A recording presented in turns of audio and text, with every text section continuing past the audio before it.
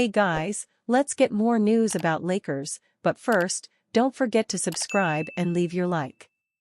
Should Lakers take flyer on free agent former number 1 draft pick? Once the Los Angeles Lakers were bounced early in the postseason this past season, many expected big changes to the roster. The team replaced head coach Darvin Ham with former NBA guard J.J. Redick, but that has been the only significant move of the offseason for Los Angeles. Despite the current roster not being able to compete with the elites in the Western Conference, the Lakers front office has been idle for the majority of the summer. However, it hasn't been for a lack of trying. The Lakers have attempted to land some star talent, including guard Klay Thompson, who landed with the Dallas Mavericks. With only a short time remaining until the start of training camp, Los Angeles is still looking for different ways to upgrade the roster, including making a trade. One idea was proposed by Eric Pincus of Bleacher Report, and it would help the Lakers free up some cap space and roster spots. In the proposed three-team deal, the Lakers would land guard Trey Mann and center Nick Richards while sending out D'Angelo Russell, Christian Wood, Cam Reddish, Jalen Hood-Schifino, and a first-round pick. In addition, Pincus had the Lakers signing former number 1 overall pick Markelle Foltz to a free agent deal to help round out the depth of the roster. With the salary reduction, the team should be able to give Foltz, the best available free agent point guard, a $5.2 million starting salary via the taxpayer mid-level exception. Foltz, the number 1 pick in 2017, is a poor outside shooter but can create pressure on the rim off the dribble. Adding Foltz to the mix could be interesting as the guard has shown signs of improvement over the last few years. Last season with the Magic, he averaged 7.8 points, 3.2 rebounds, and 2.8 assists per game. His biggest weakness is three-point shooting, something that could stop the Lakers from going after him. His career-best shooting season from beyond the arc came in at 31%, and with the Lakers' new emphasis on shooting this year, he could become a detriment. Foltz is an interesting case, however, because he can get to the rim better easily. Playing alongside LeBron James would allow him easy cuts to the basket, potentially giving him a chance to find his potential in the league. This is just one idea, but one that could give the Lakers some needed flexibility. The trade itself could be better, but adding Foltz could help round it all out. The Los Angeles Lakers have yet to make a significant move this offseason, as the only two additions from last season's roster are Bronny James and Dalton Knecht. Despite the growing frustration among the Lakers fanbase, general manager Rob Pelinka stood pat so far, electing to bring back the team that lost in the first round of the playoffs. The Portland Trail Blazers forward remains the player linked with the Lakers the most out of anyone on the trade block. The reports suggest that the Lakers are refusing to meet the exorbitant 2 first-round picks price the Blazers are asking for. If the asking price were to go down, we can expect the Lakers to engage in negotiations again. For 1 first-rounder and matching salary, Jeremy Grant could be an excellent addition to the Lakers.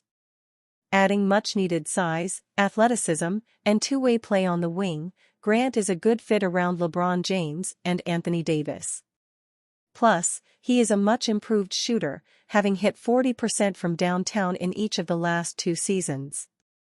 Lakers Kobe Bryant used to admire former All-Star, "I wish I had his hands." Former Los Angeles Lakers star Kobe Bryant was an admirer of all things basketball throughout his entire life.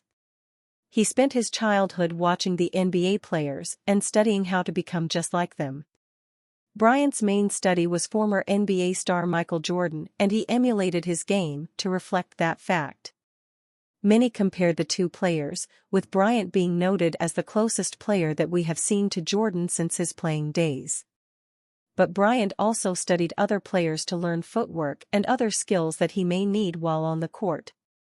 One in particular was former Philadelphia 76ers star Julius Erving. Erving was a craft player who was electric while on the floor. He used his athleticism to create highlight reel plays, and it resulted in him winning a title in 1983 with Philadelphia. The late Bryant spoke with Slam about Irving in 2008 and admitted that he wished he had some skills that Irving had. "I wish I had his hands. He could just pick up the ball, go and do so many creative things," Bryant told Slam in 2008. To be compared to somebody like that is such a tremendous honor, as well as the others who are compared to him. Bryant was a special player himself, but it was due to him learning from the older players. He watched players like Irving on the floor and then put that work into practice in his own playing days. "I studied him a lot," he added of Dr. J. "He had a long first step. He had a lot of moves when he got around the basket. He knew how to use his body to create contact and still be able to get the shot off. As a kid you don't know what you are doing, but you just try to mimic what he's doing." Bryant mimicked the older players very well and even brought his own flair to the table. He built a historic career for himself, winning 5 NBA titles along the way. The legend of Bryant all started with his ability to react to what the other players on the court were doing. He inspired so many on his own accord, and his legacy lives on today within people all around the world. The Mamba mentality was born, and with it, a way for people to push through adversity in their own lives. Perfect Lakers free agent target eager to return to NBA. It's been a shaky offseason for the Los Angeles Lakers this summer. After getting bounced in the first round of the playoffs last season, Rob Pelinka failed to make any meaningful acquisitions. The Lakers' only major additions were Bronny James and Dalton Knecht in the 2024 NBA draft. That isn't nearly enough, as they are looking to build a championship contender around the star duo of Anthony Davis and LeBron James. The 2024 Paris Olympics just wrapped up, with Team USA taking home the gold in both men's and women's. Davis and James were some of the top players on that team, but management has failed to build a competent team around these two. Luckily for them, a solid contributor from the Olympics is looking to return to the NBA. Forward Guerson Yabusele played on France's national team and was a constant contributor.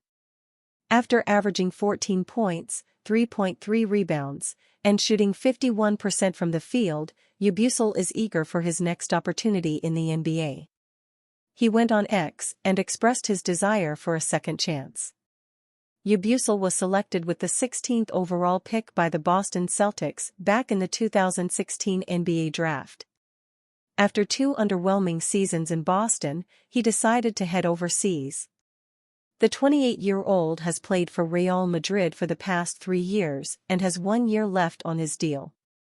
An NBA buyout for his Real Madrid contract would be $2.5 million, but he's the kind of player the Lakers could use. Yabusele stands at 6'8" and excels in transition. He has soft hands and can finish through contact. That was evident in the gold medal game when, look away Laker fans, he dunked on LeBron James. The Lakers would be smart to add a player like Yabusele to raise the floor of the team. Los Angeles has been awfully quiet, but this is someone they should check in on. And you, fan? What do you think of the situation of Guerson Yabusele?